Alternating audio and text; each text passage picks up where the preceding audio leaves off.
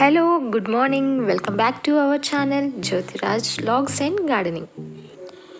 ఇక్కడ వీళ్ళు చాలా ఎక్సైట్మెంట్గా డిస్కస్ చేసుకుంటున్నారు.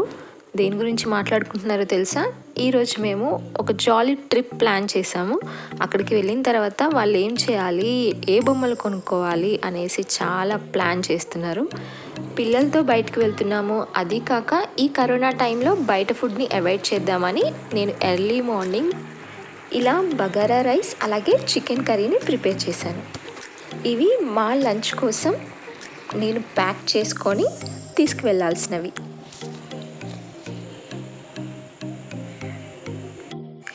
ఇలా అందరము రెడీ అయిపోయి టిఫిన్ తినేసి మాకు కావాల్సినవన్నీ ప్యాక్ చేసుకొని స్టార్ట్ అయ్యాము.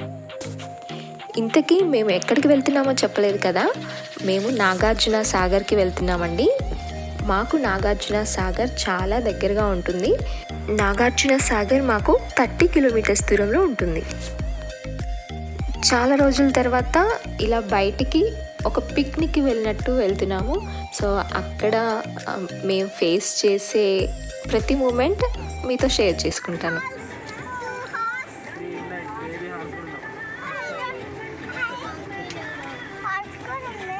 నాగార్జున సాగర్కి ఎంటర్ అయ్యాము. ఇదంతా ఫారెస్ట్ ఏరియా కాబట్టి కొద్దిగా మనల్ని హెచ్చరించడం కోసం అక్కడక్కడ వైల్డ్ యానిమల్స్ బోర్డ్స్ పెట్టారు.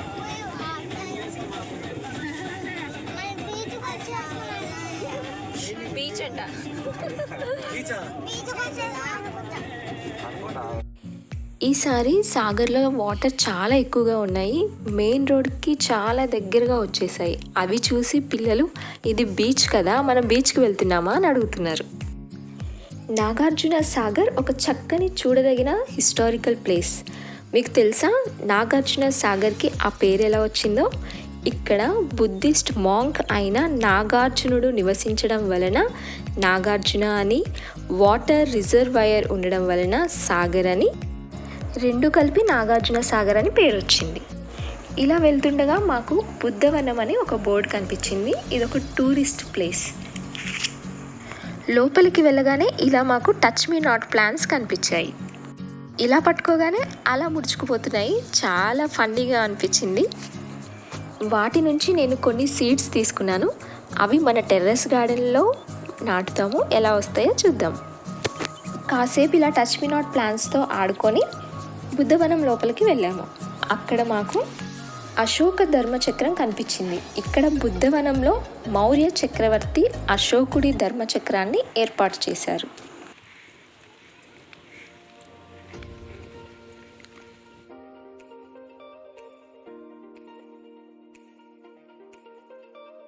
ఇక్కడ ఒక మ్యూజియం ఏర్పాటు చేశారు.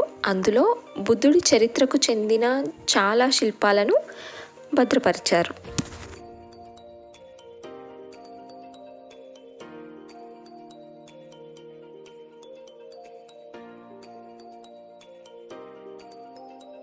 ఇలా స్టెప్స్ ఎక్కి పైకి రాగానే మనకు ఒక బ్యూటిఫుల్ ప్లేస్ కనిపిస్తుంది. ఇక్కడ బుద్ధుడి ప్రతిమను చాలా అద్భుతంగా ఏర్పాటు చేశారు. అక్కడ ఎంత ప్రశాంతంగా ఉందంటే చాలా అంటే చాలా ప్రశాంతంగా ఉంది. అలాగే బుద్ధుడి జాతక కథలకు చెందిన అనేక ఆధారాలను శిల్పాల రూపంలో చెక్కిన ఆర్కిటెక్చర్ చాలా అద్భుతంగా అనిపించింది.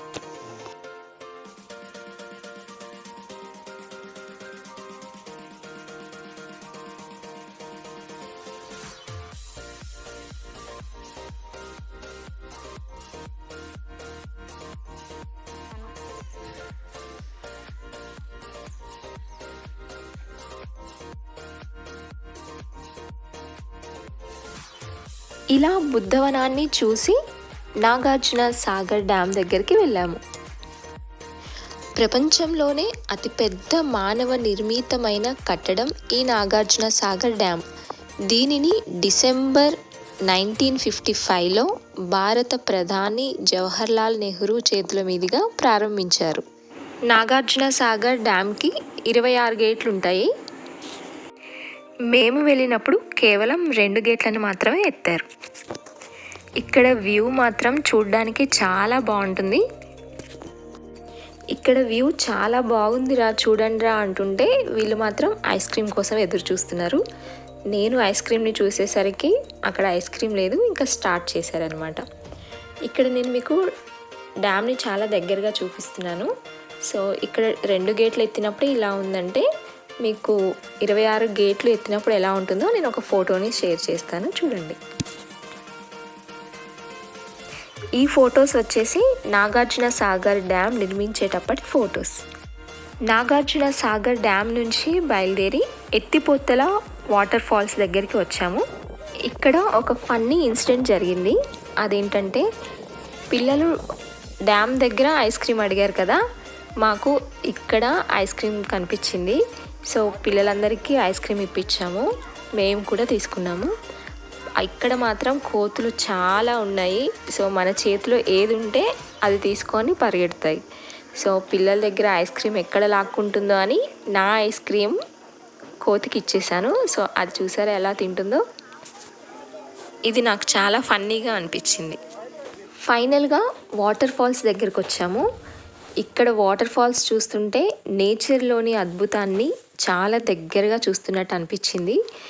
ఎంత బాగుందంటే వ్యూ, ప్రతి ఒక్కరూ చూసి తీరాల్సింది.